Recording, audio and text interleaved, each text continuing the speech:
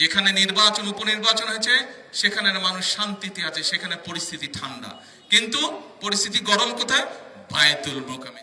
BNP ইনশাআল্লাহ যেই জুলাই সনদে সকল রাজনৈতিক দল সই করেছে, বিএনপি যেই জুলাই সনদে সই করেছে, যেই জুলাই সনদ সংসদের দক্ষিণ প্লাজায় অনুষ্ঠিত হয়েছিল, অনুষ্ঠান করে যেই জুলাই সনদে সকল রাজনৈতিক দল সই করেছে, সেই জুলাই সনদ ইনশাআল্লাহ বিএনপি বাস্তবায়ন করবে, এর কোনো নড়চড় হবে না।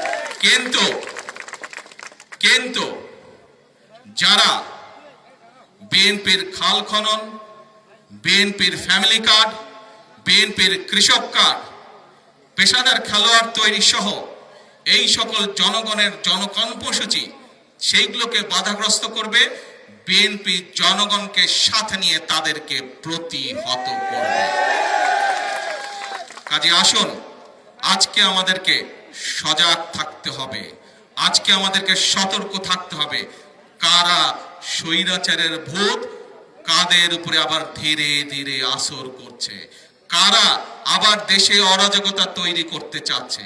2 দিন আগে আপনারা দেখেছেন, আমরা সমগ্র দেশের মানুষ দেখলো বাংলাদেশের 2টি জায়গায়, এক শেরপুর, 2 বগুড়ার একটি আসনে উপনির্বাচন হয়েছে। হ্যাঁ, হয়তোবা অবাঞ্ছিতভাবে 2-1টি ছোটখাটো ঘটনা ঘটেছে। আমি 2 দিন আগে নির্বাচন হবার পরে বাংলাদেশের সকল পত্রিকাগুলো ঘাটাঘাটি করলাম।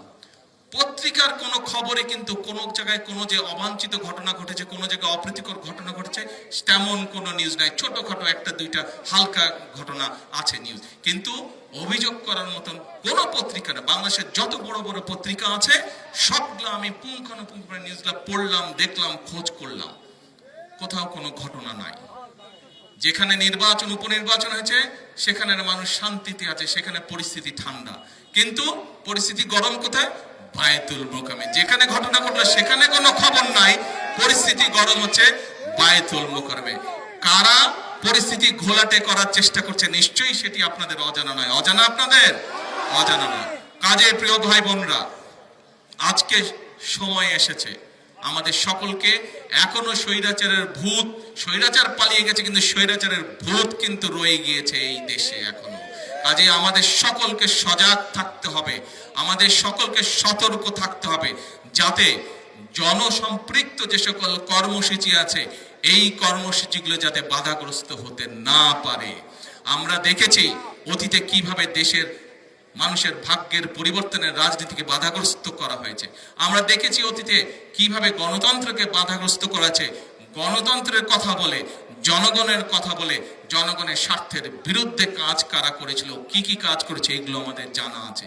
কাজেই আমাদেরকে সতর্ক থাকতে হবে।